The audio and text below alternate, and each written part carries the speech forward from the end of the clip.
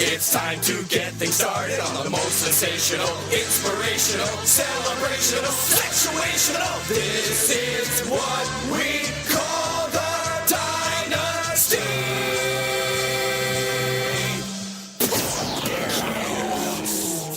An all-star fantasy football experience.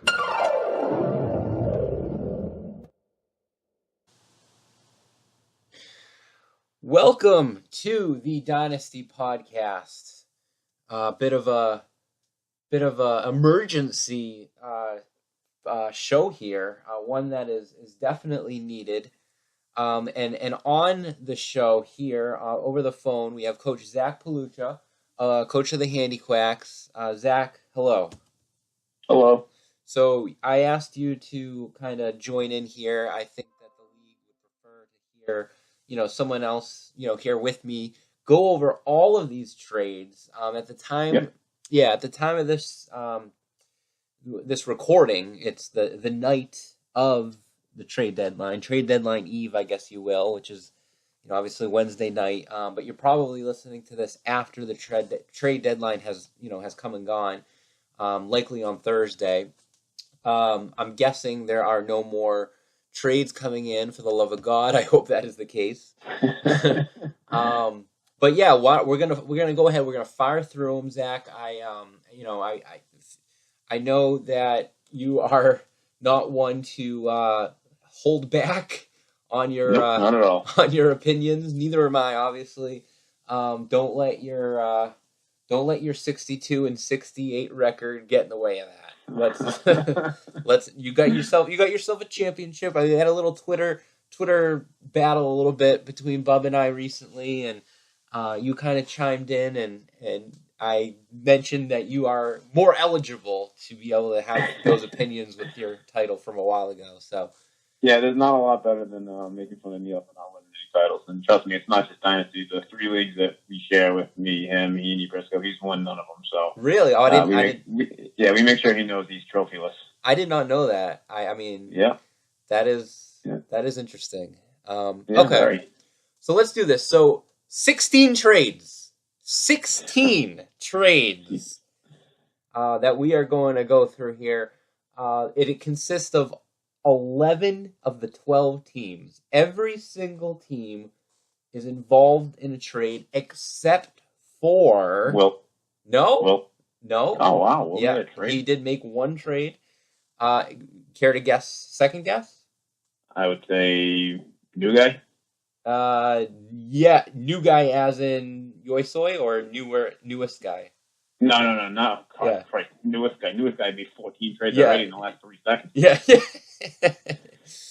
Yes, and he is absolutely involved in a lot of these trades. We will get to that. But yes, you are correct. Yoisoy, new guy, is the only guy, Coach Mello, who is not involved in any trades. I know he. Well, to be fair, I looked at his team and didn't really have much to offer. So yeah, he traded all those guys away already. So. Right. He already did most of the stuff that he's able to do, and I think he did, try a little bit. I actually was in a little bit of negotiations with him, but they just kind of fell through. So all right, 48 players are involved in trades. 48. That's basically, we need Bub here for the math, but I want to say that's about like 4 rosters worth, including benches. Yeah, pretty much 3 to 4. I mean, basically the league basically starts over. Yeah, I mean this week with the new playoff teams, well, the 6 or 7 teams that are in it. It's amazing. I mean, this basically these trades, these series of events are turning the league upside down, not only for now and the near future and the rest of this season, but for next season and even for 2 seasons from now. 2 years from now, we may think back to the day of November 15th, 2017 as a faithful day in the Dynasty's lore. I can tell you exactly when that's going to be. It's going to be on draft day 2 years from now when we go, how the fuck did Eric get all those picks? Yeah. And we're going to go, oh, yeah, 2 years ago. Yeah, mark this, put a little red flag, little bookmark, if you will, in your mind. So when you ask yourself that question 2 years from now, this is the answer. Although, honestly, I made most of my trades already, but I am involved in it. Right. And one other stat before we get into it. 25, so 48 players are traded, 25 draft picks are being traded. 25. That's a lot. Yeah, that's a little more than 2 rounds worth. Okay, so I tried to kind of categorize these trades a little bit to, like, by each team. It's not perfect, but let's get into it. All right. So, obviously, newest guy. Let's start with him. Coach LaChapelle, Golden Taint, has fallen down to second place in the North. And he's obviously made a ridiculous amount of trades. And Zach, I don't know what you think, but of course, everyone is entitled to their own strategies, to their own, whatever they want to do for the now, for the future, for whatever. But my God, and we'll get into the trades that he's made here today, but even before so, he's got so much invested in this year. It's crazy. So much invested, and to be honest, I don't think the team's any better now than it was 6 weeks ago, 2 weeks ago. The team's the same. He just makes these lateral moves, but he just keeps giving up draft picks. Again, I don't know the trade he made recently, so I don't know. I'm sure he's got some players, but yeah. He's trading, Todd Gurley for Mike Evans and two other players, and it's like he's giving away 3 players to get one. Yeah, it's like eventually it's going to catch up with you. You have no depth left. Last week he started Thomas Rawls, who I dropped from my roster. Yep. I dropped him, and he had him starting with Frank Gore as his other running back. I agree with you. I would argue his team is actually taking a little bit of a downgrade. It's definitely worse. I actually kind of liked what he did, like the first few weeks, and then obviously obtaining Gurley. I thought that was a great move, and trading. What did he trade? Devontae Freeman and Keenan Allen to get Todd Gurley. Well, looking back on that, that we criticized that a lot at the time because we thought Devontae Freeman was better than he was going to be, and he hasn't had a very good year. Yeah. Looking back on it, that was a good trade. Yeah. And then he turns around and gets rid of Gurley, and it's like the one trade that really stands out is trading away Jordan Howard for Golden Tate. It's like, yeah, you didn't have to do that. That was, you can never have enough depth. You can never have enough, especially running back. And you just give him away, or he traded Cooks for Hyde, and then the next week he traded Hyde for Ian Crabtree for Demaryius Thomas. Like, so what are you doing? Like, you trade for a guy, he has a bad week, you trade him away for something worse. Like, if you look at his trades, if a guy has a good week, he trades for him, and it's like it's amazing. I think and he's almost making trades just to make trades. I think, I don't know, and I wonder too, like, if you're making this amount of trades, though, even if they work out, which some have, but is that also kind of like a detriment to your other coaching abilities, such as, it's got to be a failure a little bit to your draft. It's got to be a failure a little bit to your free agent waiver wire pickups. Go back and look at his draft. He doesn't have a single player on his team that he drafted in the first 8 rounds. That's crazy. It's crazy, especially considering he had so many picks. The adage is like, well, if you win it all, then it was worth it. But he could have won it all without making all these trades, and now he has no team for the next 2 years. So, right. Was it worth it? And you better win, I guess, is the point. That's exactly right, and that's the thing. If he does go on, which he certainly could, if he does go on and win it all here in this rookie season, the argument absolutely could be made that it was all worth it. Let's look at, I guess we'll bring Bub back up again, but we'll talk about Will and Bub, because those are the two coaches that have been gone the longest. Will, I think, by 1 more year. Without winning a championship. So let's, hypothetically, if we went to, say, Will or Bub and say Dynasty 4, Dynasty 5, and said, hey, you're gonna win. If you have the option of winning a championship, like this year, but the next 2 seasons you're gonna come in last place. Would you take it? Like, knowing, now that they never won, I'm sure they would. Right. But the thing is, like, if the amount of trades he's made, the amount of picks he's traded, I would expect the team to be, loaded with the top 10 players in the league, and it's not. So I guess that's kind of the point. Like, we're assuming, we're talking about this like he's going to win, but if he doesn't win, now what? Yeah. And and I know a few of you have reached out, just to kind of, which I don't blame you. I've kind of thought the same thing. Like, is he, like, only in the league for this year, and he's going to. It just seems silly to sacrifice 2 years down the road. So, like, even if you win, and we're all in it for different reasons, but money's definitely part of it. And if you want to win money, he's not going to win any money. Even if he wins, the buy-in for the next 3 years basically covers what he won. So it's like, what did you just do? Yeah, well, it's just weird, I don't know. Yeah, and I wouldn't personally do what he did, but yeah, I mean, to each his own. That's what it is. Yeah, and it's like an analogy. I feel like it's almost like when you go to college the first time and you finally get freedom and like I can do it like whatever I want. I could stay up late. I can drink on a Monday. Yeah, I can drink on a Monday. I could do whatever I want to do. I can eat what I want to eat. Like, I almost feel like that's kind of what maybe Coach Andrew is in, coming into this league. Like, what? I can trade draft picks? Oh, awesome. I can basically get whoever I want, and I can trade picks in order to do so, which he's obviously done.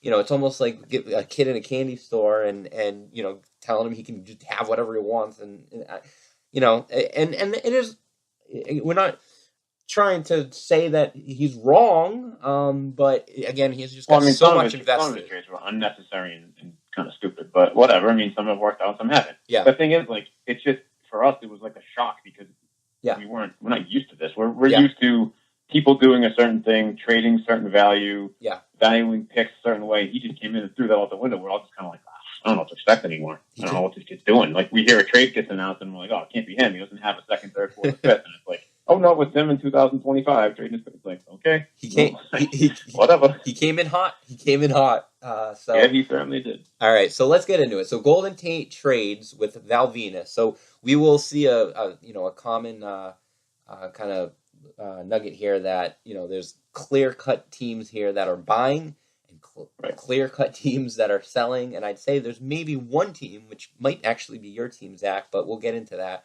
where it's a little bit like on the fence. I think I see what you're doing, but we'll get into your team. So Golden Tate has traded with Val Venus. Obviously, Coach Briscoe has announced through the league that he is in full selling mode after his loss.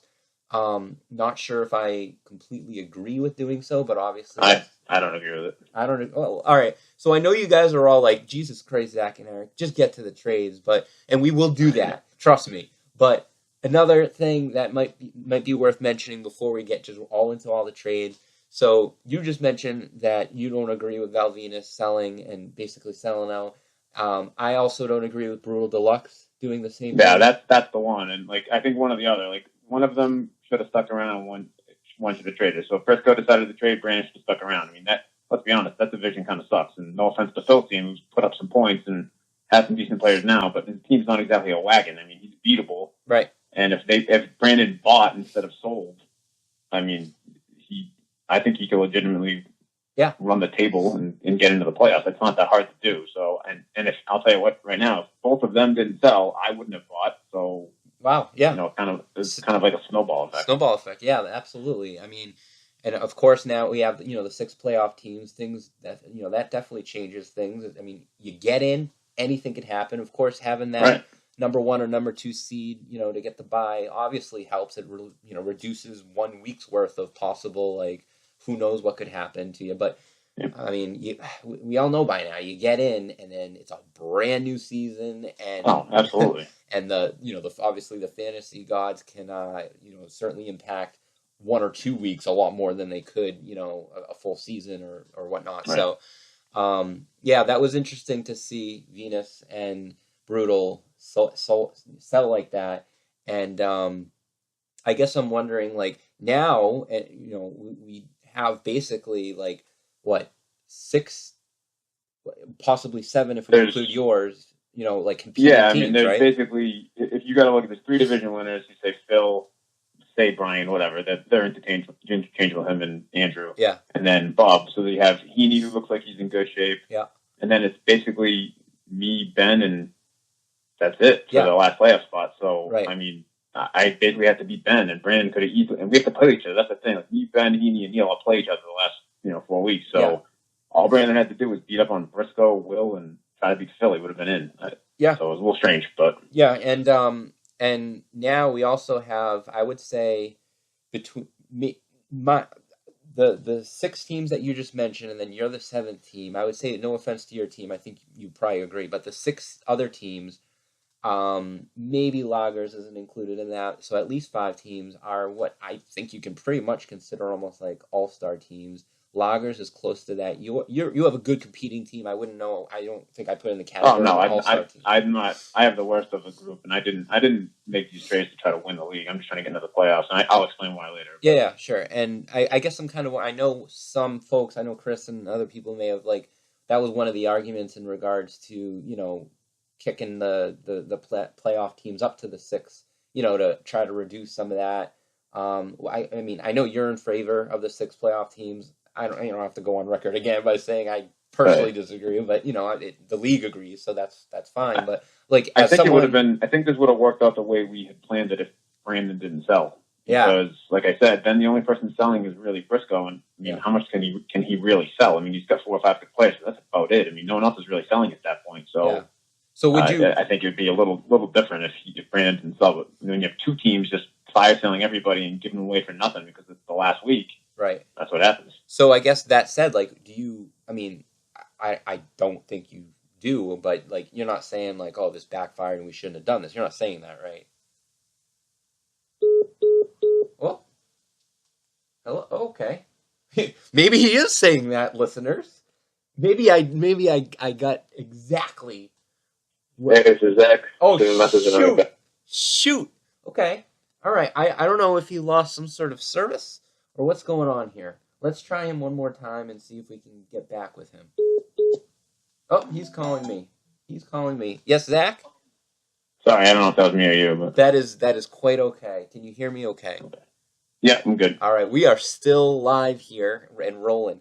My question to you right before we got disconnected was, you don't in any way think this kind of backfired and we shouldn't have done this, right? You just think this is more of an anomaly and not maybe how it typically would be? I think it's a learning curve. I think people will start to realize that with 6 teams, there's a lot better chance to get in. Again, Brandon's really the only one. If he didn't panic and just sell, I think this would have played out a little different. Yeah. But, okay. I don't know. I guess we'll have to see. Great, sure. Okay, so we're 17 minutes in. We haven't announced one trade, so let's get to it. Okay.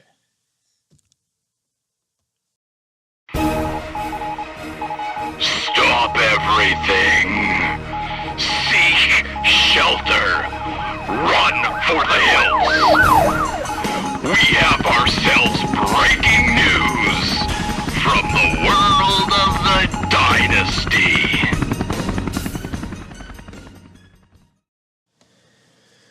All right, so Golden Tate, Coach LaChapelle, trades with Val Venus.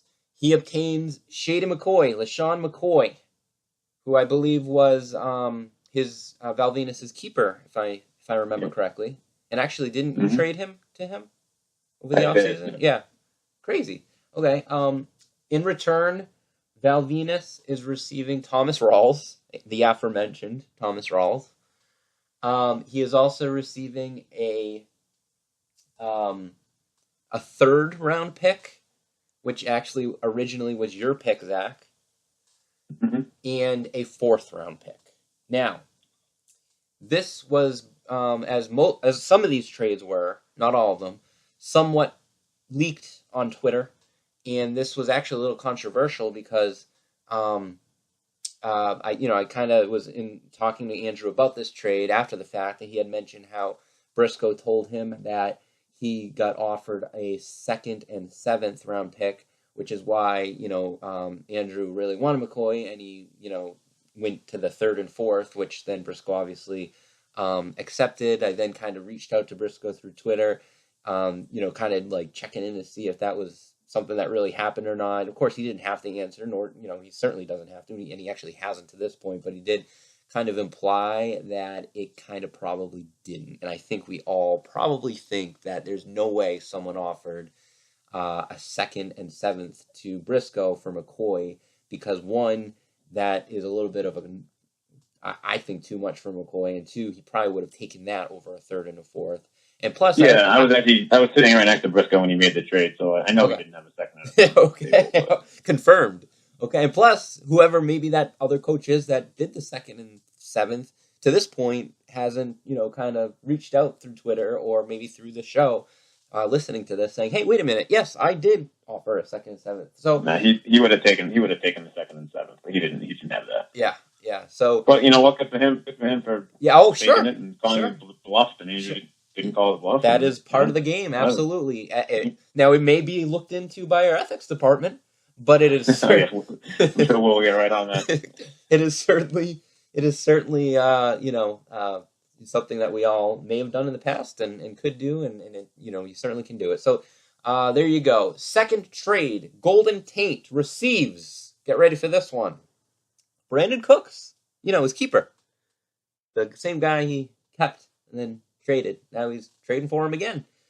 Valvinus again. So I don't know if this was 2 separate trades. I guess you can lump them into the same one. But and in return, Valvinus is getting Willie Fuller, speedster out of Notre Dame. And he's also receiving a 2019 6th round pick. This kid is such a wild card. Like, do you like Brandon Cooks or not? Because if you like him, you shouldn't have traded him for Carlos Hyde. If you don't like him, you shouldn't have given up a pick for him. I don't understand. Agreed. I don't. God. Right. Yeah, and I wonder if, I know that Andrew is an NFL and a Patriots fan, and I know he knows his shit, but I wonder if he's almost like, is he, maybe in the world of fantasy, is he one of those that, like, reacts to the moment? Of course he is. Absolutely. Yeah. He definitely is. Like, go back and look at his trades. I'm telling you. Like, anytime someone has a big game, he trades for him. Yeah, well, okay, and then another trade involving Golden Tate and Valvinus. So in a way, you could just say these all were separate trades submitted through the system. So technically, they're, they must have not have done them all at the same time. I have no idea how it all went down. But Golden Tate, now, why he's, I don't get it. He's receiving Jordy Nelson, and in return, Valvinus is receiving tight end Delaney Walker, and a 9th round pick, which actually, again, was originally your pick, Zach. So yeah, I mean, that's. I know Briscoe was trying to peddle Jordy Nelson. I didn't even want Jordy Nelson. That's how bad he's been without Aaron Rodgers. So I mean, is he ever going to play Jordy Nelson? I have heard in other leagues that Jordy is like droppable. It's dropped. Yeah, I don't know why you trade for him. I mean, that's a dumb. To me, that's a nothing trade. Like, whatever. Good for Briscoe for getting something out of Nelson, I guess. These are good trades for Briscoe and questionable trades for Andrew, as we've gone over at nauseum. But again, if he goes on to go all the way, then then they could be good trades. I mean, Andrew's not even having a room for all these guys on his team. He's gonna have to drop somebody like Jordy Nelson. You watch, he'll be dropped tomorrow. Imagine that. He could be. Jordy could be dropped, and you traded a 9th round pick for him. Or at some point. I guess what's the point of a 9th if you don't have any other picks? Well, I think that's where he's at, and he did mention that to me. He's like, listen, at this point, I'm obviously all in. So he's just embracing it. So of course, you have to. Yeah. All right. So one more trade involving Golden Tate. Now, though, not with Valvinus, the other seller who we talked about earlier, which we both disagree in him doing so, but is Coach Brandon, Brutal Deluxe. So Tate is receiving, actually, I used to have this gentleman on my team, Amir Abdullah, and gross. and Sterling Shepard. And in return, Brutal is receiving Frank Gore, Nelson Aguilar, and get ready for it, a 2000. A 2000. I was talking to Brandon about some of these guys, and he mentioned that I asked Shepard as like a throw-in, and he's like, "Oh no, I got a 5th round pick for him." I'm like, "You gotta be fucking kidding me!" He again had one good game last week, and the 5th round pick his way. So. Right. And actually. And Abdullah, I mean, he had a touchdown, but he didn't really do much. But yeah, so anyway, Bruno's getting Frank Gore, Nelson Aguilar, and a 2019 4th round pick. Even better. Good. So yeah, there you go. All right, let's get away from Golden Tate at this point. Let's move over to VIP on Swole. Coach Chris Heaney, he and Brandon McDowell agreed upon a trade. VIP is receiving Des Bryant, who I think Chris has always been kind of high on, if I remember correctly. He's a huge Des guy. Okay. He's also receiving possible draft pick of the year, Greg Zerloin. Okay. Yeah, Zerloin. He's basically leading the world in all fantasy points for kickers, and it's crazy. It seems he puts up like over 15 points a game. The Rams' offense obviously has been a lot better than anyone ever would have imagined, and you think kickers being traded, who cares? But I mean, this one actually might make a difference. And also the Jacksonville Jaguars, Saxonville, their defense, which has been wonderful. So VIP is receiving Dez, Zerline, and Jacksonville. Brutal in return is receiving Mohamed Sanu, Adam Vinatieri, the Patriots defense. But then the reason he's probably doing all this, in addition, is also a fifth round pick. What do you think about that? Yeah, I mean, that's not market value, I guess. I'm not a huge guy. I haven't he really hasn't been great this year. But honestly, I think he stole the Jags defense. So, I mean, I was going to take that. Again, not better.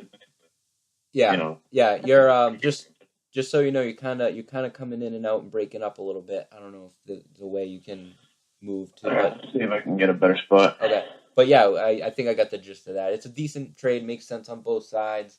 Dez hasn't been great, but he's still very good and good potential going forward. The next trade is the only trade actually that involves me, and the only trade that involves. Oh, I'm sorry. Not the only trade that involves Bubba. He's in another one, but Bubba and I agreed upon a trade. I'm sending Jimmy Graham, basically the only thing I got left on my team, over to Bub. I'm also trading him a 11th round pick, so an 11th and Jimmy Graham. In return, I am receiving a 2019 7th round pick. Yeah, that's pretty fair. I think that's pretty fair value for Graham, and a good trade for him. Helps him get him a good tight end, and a good trade for you. So that was probably the one trade I looked at where I'm like, yeah, that's about right. Yeah, works on both sides. I know you and I almost. You were interested in Graham as well, but I went with the better deal for me. So yeah, don't blame you. Bubba also this the second trade and only other trade Bubba was involved in. He's in a good spot obviously right now. Although it could be a little deception here because Bub does have the easiest schedule so far in the league, which Zach, I forget who was the guy again that created the schedule. Yeah, it's shocking how that worked out. We'll have to make sure Bub knows that one. Yeah, I'm just Bub. If you're listening, I am not implying anything, of course. Although that said, if things were turned around, I'm sure you could be implying something to me. It certainly happened in the past, and if this was me doing something like this, I'm sure there would be pitchforks and rocks being thrown. Me and he make sure Bub knows this every single year that he somehow always finds a way to have easy schedule. It's all random. Yeah, sure it is.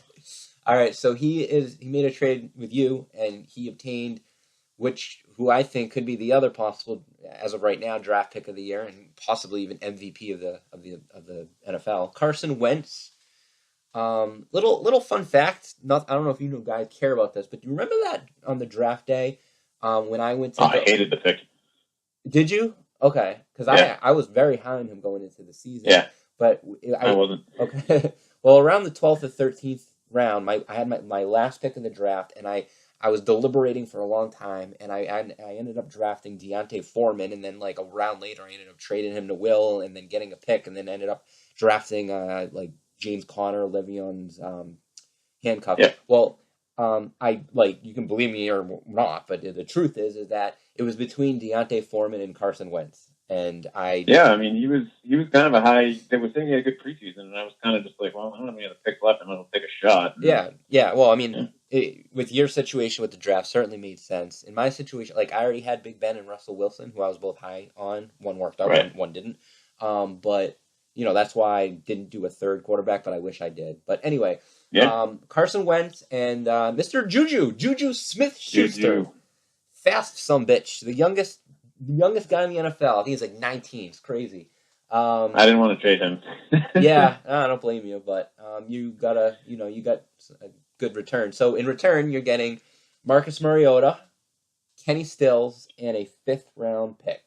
So there you go. Yeah, that was that kind of spiraled everything that I did into what happened. To be honest, if I never made that trade, I would have just probably stood where I was. Well, and that's a good segue because now there's a series of trades here that involve you. So let's go through them, and then at the end, I'd like to hear, kind of what your strategy is. I mean, I think it's that you, like you said, this kind of kickstarted it. You realize that Valvinus and Brutal are both basically going to be out of it and selling, which means that you basically only have Ben Lagers, right, to really compete with for that last 6th playoff spot. Plus, you already made a bunch of trades where you have a lot of early picks for next year. So a lot of those kind of like mid to late picks from maybe like 7th on are now we're talking about your like mid to late bench anyway. So I think I had like multiple 7s, multiple 9s, right, stuff like that. So all right, well then that's kind of where I thought you were going. So we just talked about it. So let's talk about the trade. So you traded with Valvinus for Russell Wilson, Lamar Miller, and Larry Fitzgerald. So you're getting Wilson, Lamar Miller, and Fitzy, and in return you're sending a 7th round pick back over to Briscoe. Makes sense for both parties considering what we just talked about. For Briscoe, he's basically just trying to get rid of anything he can to get some picks. I mean, kind of sucks for him because he traded I think it was a 6th for Russell Wilson with me. So he's obviously not getting the same in return, but at least he's getting something. Exactly. All right, and then you traded with Brutal as well. You're getting now. This was the one that was like, whoa, interesting. DeMarco Murray. You're also getting Devin Funchess and a 14th round pick. And Brutal, you're sending back, I don't know if this was a throw-in, but Josh McCown. Yeah. Yeah. Okay. Like I said, I can't, on the app, you can't just do players for nothing. You have to include another player. So. Okay, yeah. So just so our listeners know, if you do the trade you may already know this on the app, for whatever reason, you have to include a player for it to go through, which is why sometimes we see some throw-in players. And then if you do it online, you are able to do it without a player. And you are sending to Brutal an 8th and an 11th round pick. This was one of the trades that I think 2 or 3 where I almost lost my shit. So if I offended anyone, Brandon, you especially, because I think I was a little snippy with you, Phil, you as well, though I don't think you listen to this anyway. Because I was dealing with all these trades and trying to process them all and everything, and then like when I would go and make my updates, I would see that like some of these draft picks you guys actually don't have to trade. So I was like, Jesus Christ, we have the fucking spreadsheet. Look at it before you that's why we have these tools and whatnot. So well, in my defense, you when you open the spreadsheet on your phone, you can't expand the draft board like that. So I tried to check it. I couldn't see it. Yeah. So I just made the trade. I'm obviously on my computer to work. I could see it. But I was not working. I made the trade. So that's the reason. Yeah, Chris actually pointed that out to me. I didn't realize it because I never use my phone for the spreadsheet and stuff. But Chris mentioned that to me as well. Not only the phone, but I think an iPad. And I am going to add that to the off-season agenda for myself. I want to try to figure out a way where the spreadsheet can be accessible for the phone and for iPads and stuff. I don't know if I'll succeed or not, but that's a goal. So there you go. All right, and then I think the last trade that you were in, you traded with Pig Newtons actually somewhat recently here tonight. You are getting T.Y. Hilton and a 13th round pick, and in return you're sending off a 10th round pick. Certainly makes sense considering what we have talked about so far.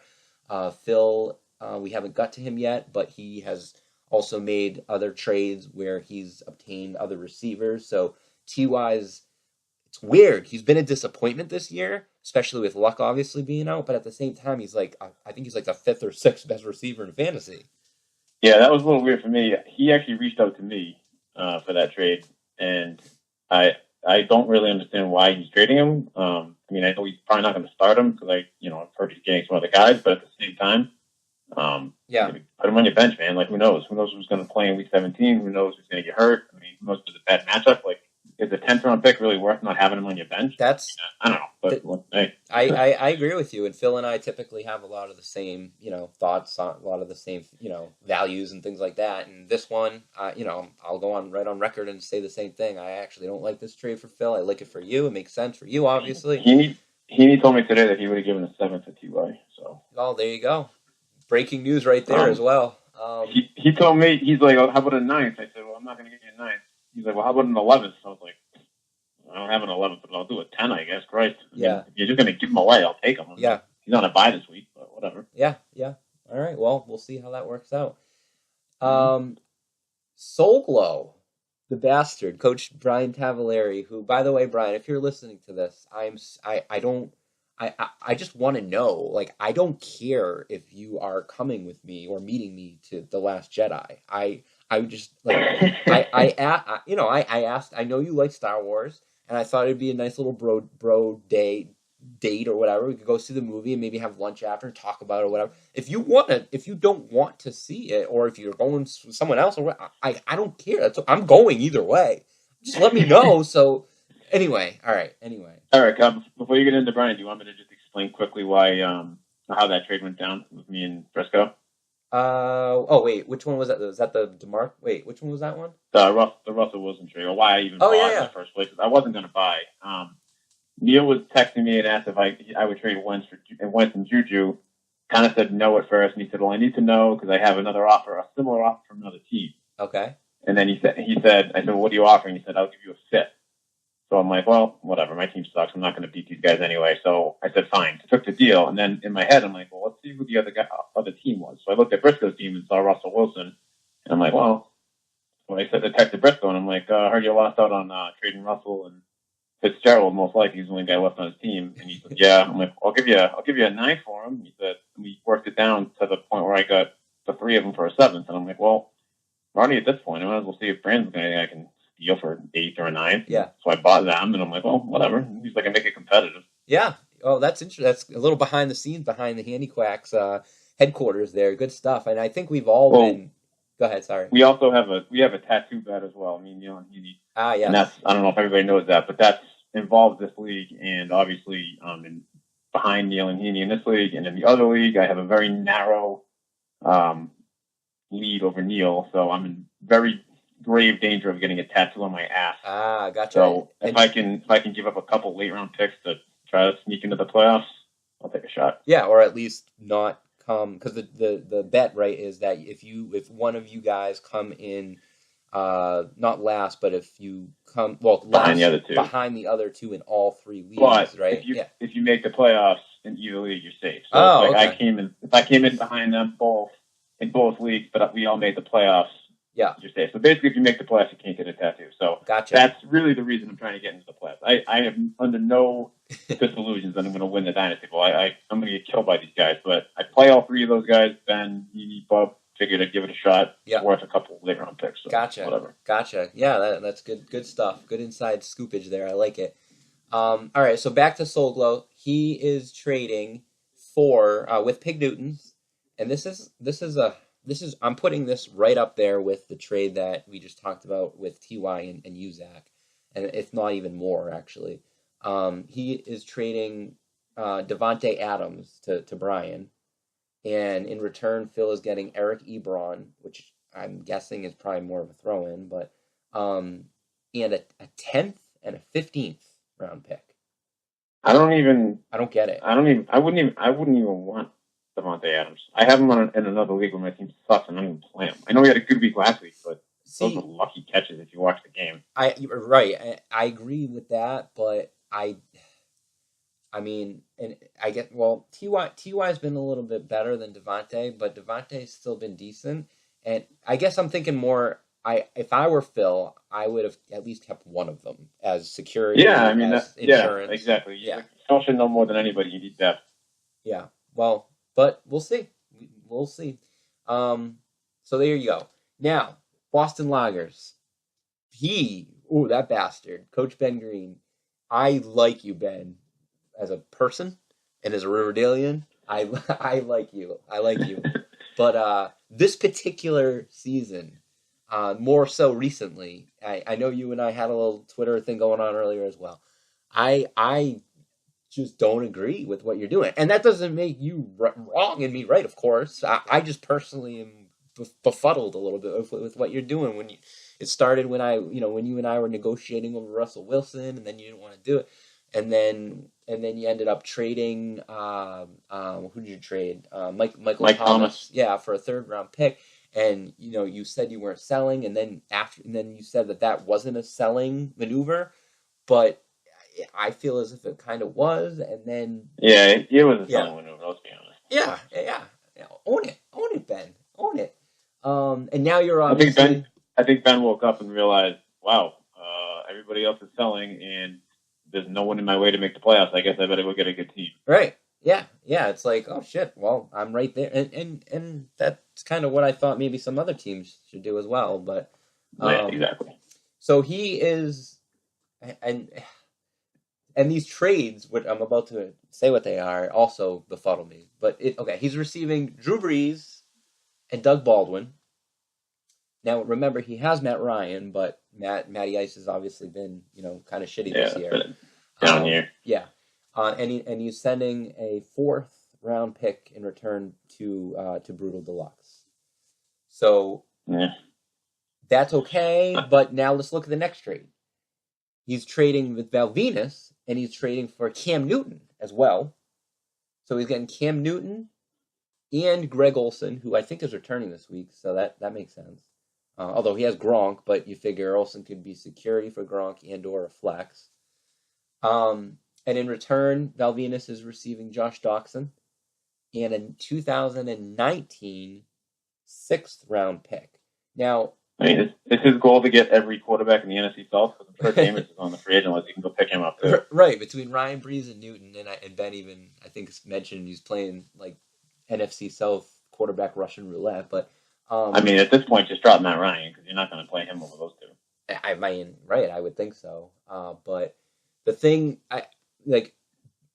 separately, these trades make sense, but when you put them together, in addition to the fact that he could have got Russell Wilson for a 6th round pick, right.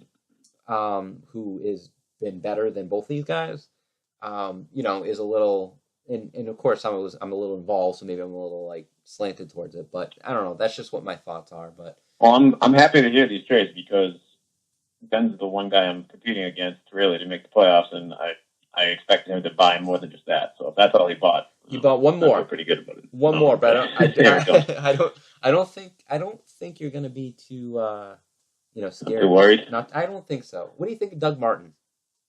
Oh my God, you can fucking have Doug Martin. Christ. Well, he's obtained Doug Martin, and in return with Brutal Deluxe, he sent back Javarius Buck Allen, Jack Doyle, and a 9th round pick. I was talking to Brandon about his players, and I'm like, I'll take DeMarco Murray, and he's like, well, pick one more, and we'll make a pick. And I'm like, I don't really want Abdullah. I don't really want Martin. I guess I'll take Funches. Yeah. I took Funches over Martin. That's how bad Doug Martin is. Yeah. Well, that's what Ben's done. He's he's now almost been forced to buy after possibly controversially maybe selling earlier, and now it looks like it's between you and Ben for that final playoff spot. But you never know. It was almost like go ahead. Zika suspended. Yeah. Originally, so he said, "I'm done. I'm selling." Sold Mike Thomas. He came back for 2 games, played well. He won 2 games, and he's like, "Oh shit!" Yeah. Now he bought, and now Zeke's gone again. Yeah. And I mean, we're talking like it's a foregone conclusion that it's between you and Ben. I mean, it's not. Well, Brandon could still get in too. Technically, Brandon Briscoe could still get in. Chris may or may not could get in. I mean, heck, honestly, Bub could not still get in. Andrew could not get in. Andrew and Brian, right? I mean, that'd be hilarious. Right. No one's really locked anything up yet officially. No. So, all right, and then we got 2 final trades. We've gone through 14. 2 final trades, both involving Coach Phil Tamulus. He was involved in a couple trades earlier, but these are the trades in which those were the trades in which he was kind of selling, I guess. Getting rid of pieces he didn't want. Right. These are now his kind of the big ones, and the big one was with Val Venus, and I'm really curious in what you think in this. And this, by the way, was one of the ones that you guys couldn't friggin' figure out how to use the fucking spreadsheet with draft picks, the two of you bastards. All right. Pig Newtons is receiving Antonio Brown, Tyreek Hill, Justin Hunter, and an 11th and 12th round pick. And Val Venus, in return, is receiving David Johnson, Martavius Bryant, Brandon McManus, a 2nd and 7th round pick. What do you think? I knew Tyreek Hill was going to Phil as soon as I said he was traded. Such a Phil guy. Yeah. You can have Tyreek Hill. I'm not whatever. He could have a 55-point game, and then the next 3 games he gets nothing. But so with that, I don't think that's whatever. Boomer don't want to start him. Go ahead. Boomer bust. The other part of the trade, the interesting part of the trade, I think Briscoe did a great job. I think Briscoe won this trade. Yeah, and David Johnson. Absolutely. I mean, you figure, and that kind of pisses me off because I wanted David Johnson in the offseason, and I was going to trade with him. So right. That sucks. Yeah, you figure Antonio Brown and David Johnson are equals. I mean, because they're both top tier caliber players, keeper players for next year. Now, maybe Antonio Brown has a little bit more value due to the fact, obviously, he's playing for the remainder of this season versus David Johnson. So I can see. Well, I think the thing is, like, I had talked to Briscoe before, and he wouldn't have traded Tony Brown if he wasn't getting a keeper in return, right? Because he was going to keep Tony Brown. So the only way Phil could get him was to give him David Johnson. So I guess that begs the question: where's the second from? The 2nd round pick. Exactly. Where's the second? Could you just give him like 5th or something? I don't know. Maybe Briscoe drives a hard bargain, and Phil loves Tony Brown. So yeah. I don't know what the inside scoop was. I actually asked Phil to be on this show because this was the one that I wanted to ask him about, like, to get some of the behind the scenes. I know Ben told me he offered Zeke Elliott and a 2nd round pick for Tony Brown. Wow. So so I think that's probably why Phil had to do it, because Briscoe would have gone to Ben instead. So wow, look at that. Okay, well then maybe that's what it was then. If Ben still seems like a lot.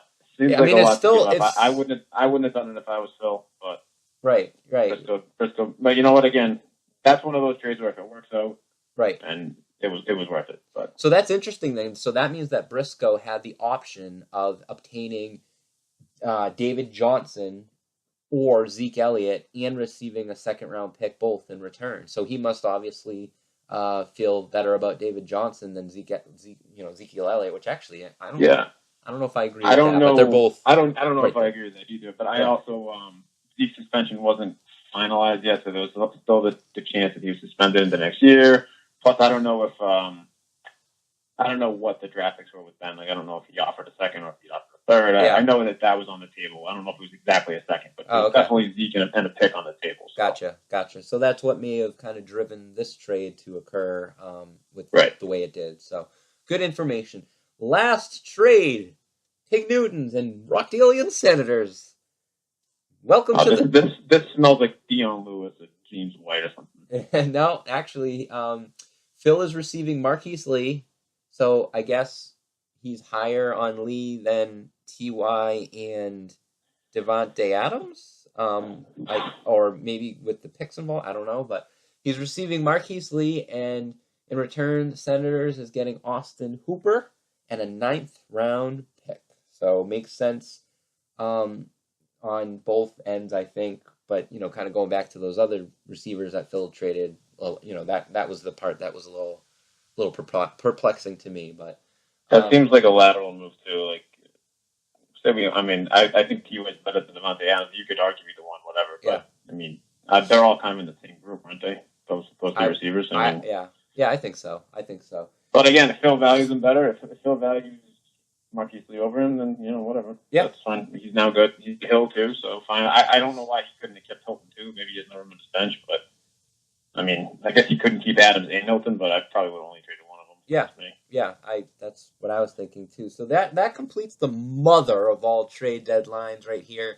Again, all in all, fucking 16 trades, 11 of 12 teams involved. We went over all those stats. A couple of other little funny nuggets here is Coach Andrew and Coach Chris Heaney are both, and I want to give a little tip of the hat to Chris, because going into the season, I was not a believer in him to be able to compete this year. And he maneuvered around the draft board, interesting this, during the draft and right before the draft. And obviously he is competing and in it this year. And, in a way he may have just kind of,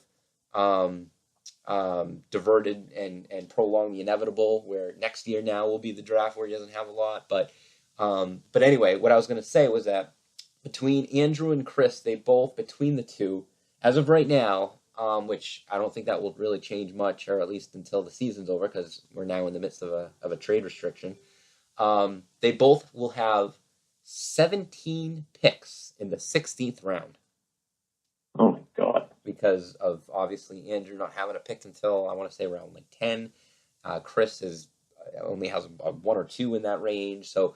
They're both majorly down picks for next year, so obviously they both have a lot invested in this season. Andrew more than Chris, but because Andrew himself will have, as of right now, 10 picks in the last round, in the 16th round. He could basically just show up at 5 o'clock.